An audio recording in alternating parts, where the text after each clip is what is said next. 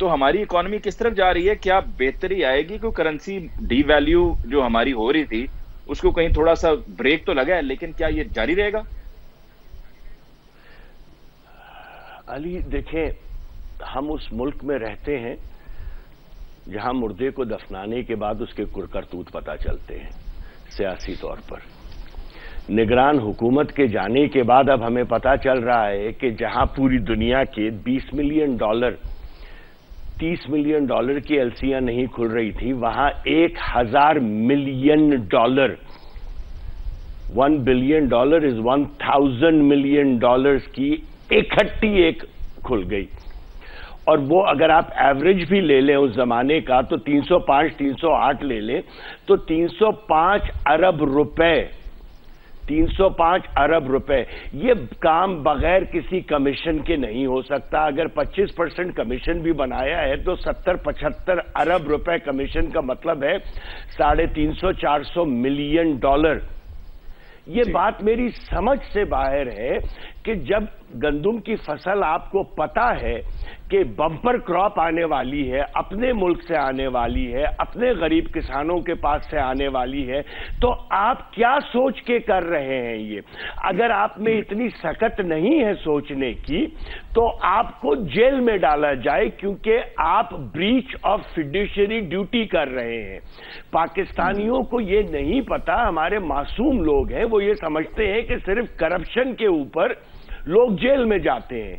CEOs हों, वुज़रा हों, prime ministers हों, प्रेसिडेंट्स हों, आर्मी के जनरल्स हों, जब वो गलत फैसले लेते हैं और ब्लेटेंटली गलत फैसले लेते हैं जिससे मुल्क और आवाम को नुकसान पहुंचता है, तो वो ब्रीच ऑफ फिड्यूशियरी ड्यूटी कहलाती है। मैं यहां कमीशन की तो बात ही नहीं कर रहा। जब आपको पता था कि एक फसल अच्छी आने वाली है जिससे पाकिस्तानियों को फायदा होगा, किसानों को फायदा होगा, तो आपने 5 महीने पहले वो कैसे मंगवा लिया? और जितनी जल्दी मंगवाया गया वो तो मुझे ऐसा लगता है कि कॉन्ट्रैक्ट पहले ही कर लिए गए। हाई सीज के ऊपर था, 22 दिन के अंदर पाकिस्तान पहुंच गया। 45 दिन लगते हैं। और खरीदा भी किस मुल्क से? जो अमेरिका का पिट्ठू है, यूक्रेन। आप रशिया से नहीं खरीद रहे। मैं एक मिसाल दे रहा हूं आपको। उस मुतनाज़ा मुल्क से खरीदा जिससे सारी दुनिया उससे भाग रही है। पहले कहते रहे कि हम इस जंग का हिस्सा नहीं है, पहले कहते रहे कि रूस और यूक्रेन का मामला है, और उसी यूक्रेन से जाके आपने गंदुम खरीद ली। क्यों? पूरी दुनिया में कोई दूसरा मुल्क नहीं था? इतने सवालात हैं अली। होगा क्या?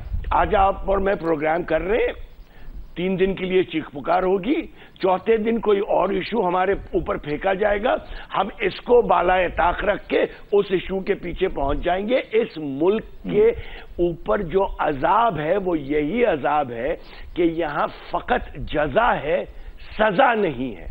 मतलब 350 मिलियन डॉलर कमाना एक वॉल स्ट्रीट के गोल्डमैन सैक्स का सीईओ की साल का बोनस भी नहीं होता, जो कि अपने इन्वेस्टमेंट बैंक के लिए 40 अरब डॉलर कमा के देता है। उसको 300 मिलियन डॉलर का बोनस नहीं मिलता।